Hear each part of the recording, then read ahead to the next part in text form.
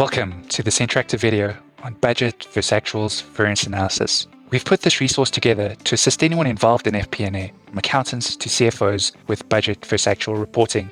We'll focus on the modeling here, but also go through the visualization options available to you. So let's get the theory of what we're going to model out the way before digging into the calculations. Budget versus actuals is a comparison of two or more sets of data. It's the variation or difference between actual amounts of revenue and cost items and what was planned or budgeted for. If we budgeted $20,000 for labor in a given month and the actuals reported were $30,000, then the variance would be minus $10,000. And then there is budget versus actuals variance analysis. This is where we analyze the magnitude of these deviations and find takeaways for why budgeted amounts were not met. If, as per our example, labor costs came in higher than budgeted amounts, the onus is on us as FP&A professionals to determine why this has happened. Here, you would start asking questions like, did employees take advantage of overtime? Would it have been better if the company outsourced certain job functions? This is the why of budget versus actuals variance analysis. It's not only about how much it was missed by, but rather the reasons that it was missed. It's not only forecasting accurately, but being able to transform numbers into knowledge. But these reasons could be wide-ranging and are particular to your company and circumstance. So for the purposes of this demo, we'll not go through these qualitative aspects, but rather focus our attention on the modeling component, which begins by setting up financial statements. In the template, we've created a budget input sheet that contains a profit and loss statement with some common revenue and cost items.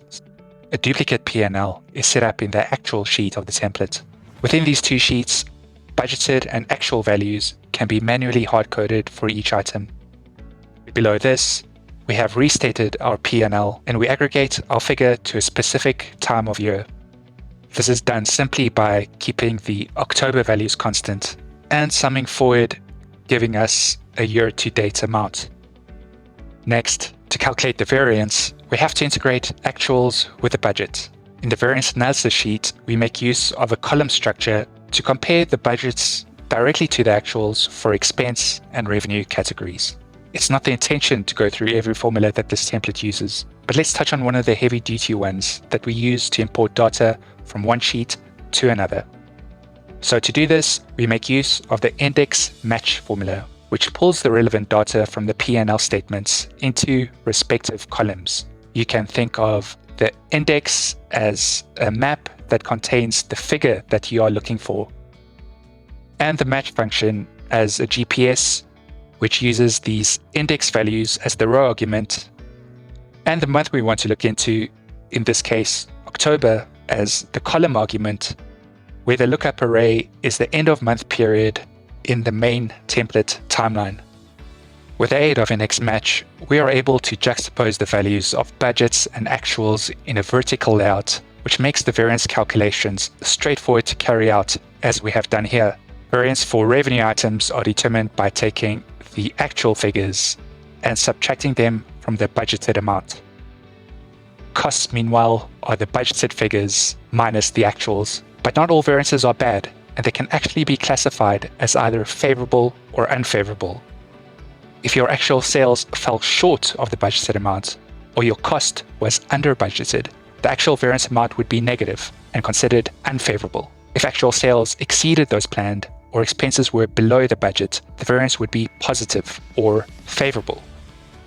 As we have set this up in a P&L, we can generate variance reports in relative terms as a percent of sales, as well as absolute figures for each line item. It's a good idea to use conditional formatting to highlight the variances you have calculated here, given the confusion that arises from favorable and unfavorable variance. Note also that not all variances are significant, and marginal amounts should be considered as no more than noise. For this reason, the template has incorporated a minimum threshold variance, set here to 1%, which means that should variance fall below this percentage, it won't be reported. This threshold can be set in the dashboard of the template.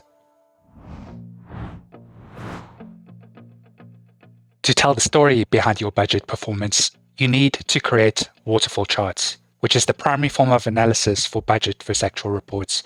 because it segregates the effects of expense and revenue items into separate categories. But before you can do this, you need to structure your data into the correct format. What we are going to do here is what's called a bridge, which is a way to analyze performance against a benchmark. The performance measure in this case is actual net profit, and we are benchmarking it against budgeted net profit.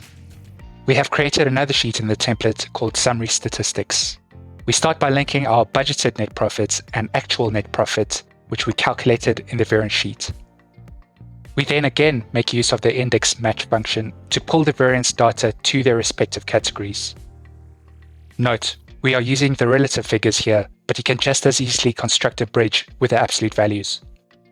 In the next step, we separate positive and negative variances and set up a simple calculation to adjust the base values.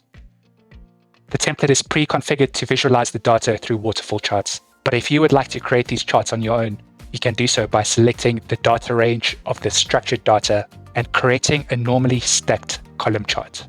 To make the segments of the chart look like they are floating in midair, you simply take the base values and color fill them white.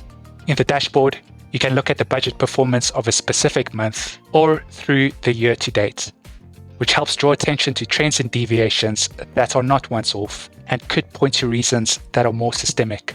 And that's it. We have now completed a variance report, which will be the central document for conducting variance analysis.